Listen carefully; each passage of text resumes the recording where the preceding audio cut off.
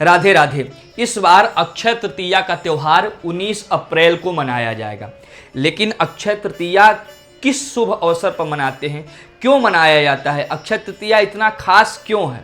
क्योंकि देखिए, हम सनातनी लोग सभी त्यौहार मनाते हैं, लेकिन त्यौहार के पीछे की क्या पौराणिक कथा है, क्यों मनाई जाती है, क्यों ये त्यौहार इतने खास होते हैं, इसके बारे में बहुत कम लोग जानते हैं। आइए इस वीडियो में हम उसी बारे में चर्चा करेंगे।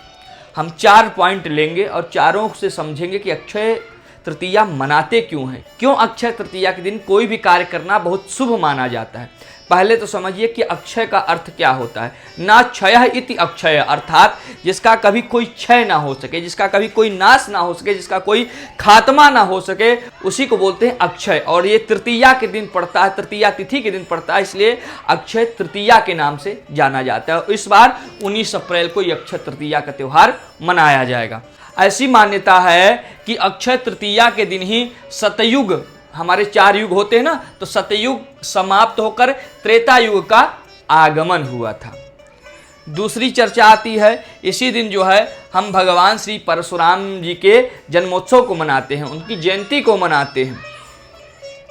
तीसरा, ऐसी मान्यता है कि इसी दिन भगवान श्री कृष्ण जी ने अपने प्रिय मित्र सुदामा के जीवन से संपूर्ण प्रकार के दरिद्रता, संपूर्ण प्रकार की गरीबी और संपूर्ण प्रकार के दुखों का नाश किए थे। अर्थात इसी दिन भगवान श्री कृष्ण ने सुदामा को संपूर्ण सुख, ऐश्वर्य, समृद्धि प्रदान किया था।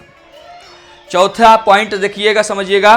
चौथे पॉइंट में ऐसी मान्यता है कि इसी दिन भगवान श्री सूर्य नारायण जी ने, जब अर्जुन लोगों का, पांडवों का वनवास चल रहा था, 12 वर्ष का वनवास था और 1 वर्ष का जो अज्ञातवास था, उसी वनवास के समय अक्षय पात्र था, न खत्म होने वाला पात्र भगवान श्री सूर्य नारायण जी ने पांडवों को प्रदान किया था।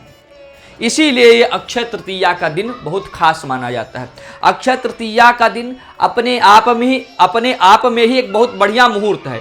इस दिन आपको गृह प्रवेश करना है, मुंडन करना है, नया वाहन लेना है, आपको क्या कहते हैं, जमीन खरीदना है, आपको कुछ भी करना है तो आपको सोचने की आवश्यकता नहीं, अर्थात मुहूर्त देखने की आवश्यकता नहीं है, आप अक्षय तृतीया के दिन कर सकते हैं। विशेष तौर पर इस दिन दान देने का, पूजन करने का, सत्यनारायण की कथा का, हवन का, रुद्राभिषेक का विशेष महत्व माना जाता है।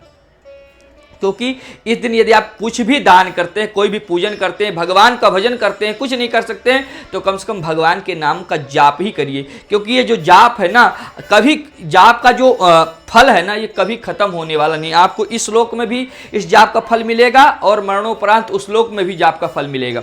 ध्यान रहे, इस दिन हो सके तो मेडिसिन वगैरह नहीं खरीदनी है, दारू गांजा नहीं पीना चाहिए, मांस मदिरा इस दिन न खावें, झगड़ा इत्यादि न करें, घर में कलेश इत्यादि न मनावें। क्योंकि देखिए, जितना ही पवित्र दिन होता है उतना ही हमको पुण्य मिलता है। तो यदि हमको पुण्य मिलेगा तो पाप कौन लेगा? पाप भी तो हम ही लेंगे ना। इसलिए जितना हो सके सात्विक विचार रहे, हमारा जो है भगवान के चरणों में स्मरण रहे, लड़ाई झगड़ा न करें, ऐसी कोई वस्तु न खाएं, किसी का अपमान न करें, जिससे हमको जो है आगे चलकर इसका परिणाम दुखद भोगना पड़े। तो आप लोगों ने वीडियो में इतना समय दिया, उसके लिए आप लोगों को हृदय से धन्यवाद। आशा करता हूँ आप लोग स्वस्थ होंगे, मस्त होंगे और मिलते हैं अगली वीडियो में। राधे राधे।